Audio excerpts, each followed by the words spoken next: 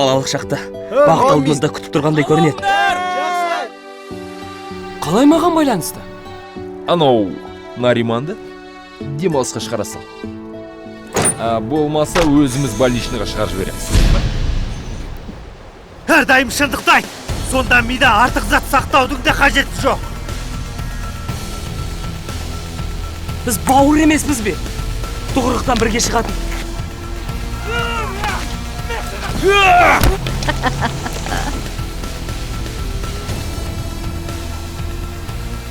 Демек, бала айтқанды тыңдап жатыр.